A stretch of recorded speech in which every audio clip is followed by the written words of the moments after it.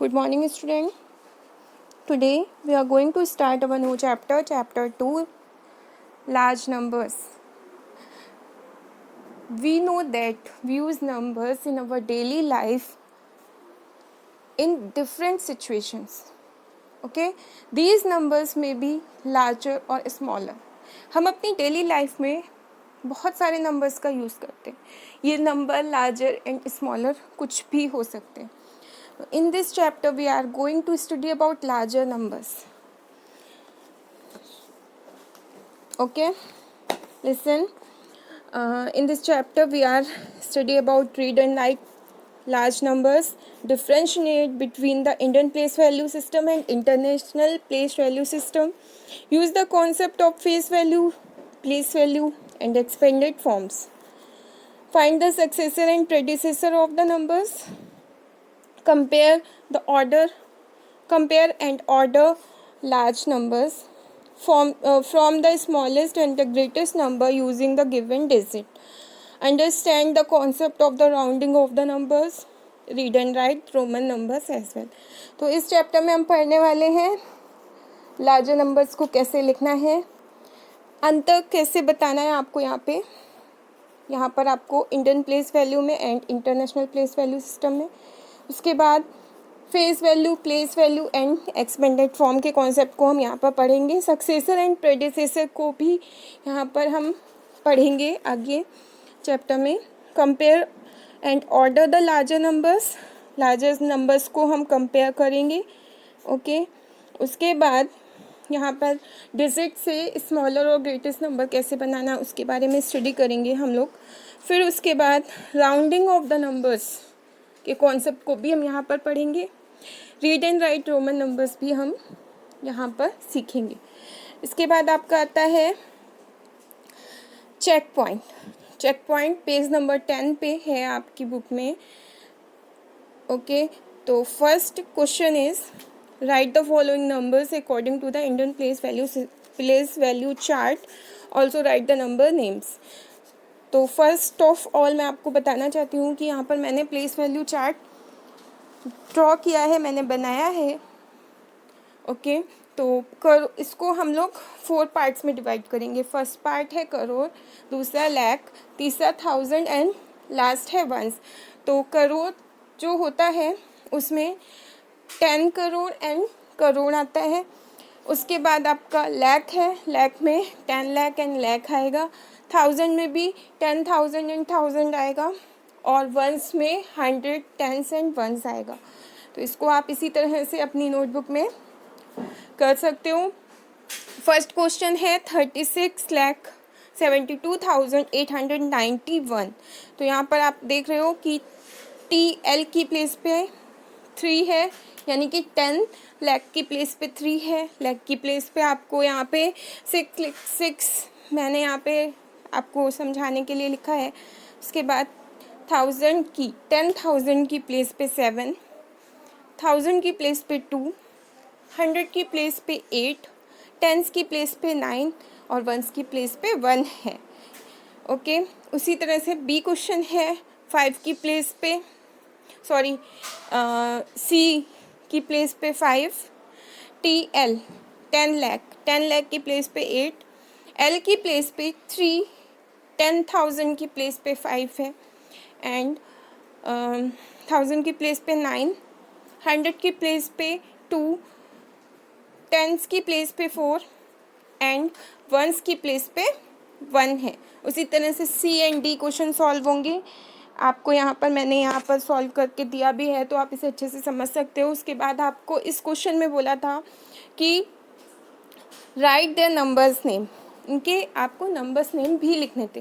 तो numbers name मैंने यहाँ पर आपको एक्सप्लेन किया है. फर्स्ट है 36,72,892. बी है 5,83,59,241. C 4,79,2745. Okay, and D 6,40,40,017. Okay, तो first check point is done. If you have any problem you can WhatsApp me. Next आपका आता है चेक पॉइंट 2, जो कि आपका पेज नंबर 12 पे है. यहाँ पर आपको पूछा है write the place value and face value of underline digit in each of the following.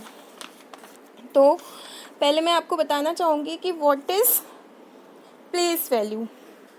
तो the place value of a digit depends on its position in the number. जो प्लेस वैल्यू होता है वो आपका डिपेंड करता है जिस digit की उन्होंने प्लेस वैल्यू पूछी है. जिस क्वेश्चन में जिस डिजिट की प्लेस वैल्यू पूछी है उसके नंबर पे डिपेंड करता है. The place value system is use to find the place value of a digit. Okay, उसके बाद आता है आपका फेस वैल्यू. तो व्हाट इज़ फेस वैल्यू. तो the face value of a digit in a number is the digit itself. जो face value होती है वो उस डिजिट में जिस डिजिट के बारे में आपको बोला जा रहा है वो डिजिट खुद ही उसकी प्लेस वैल्यू है. तो यहाँ पर आपको फर्स्ट क्वेश्चन पूछा गया है 127804.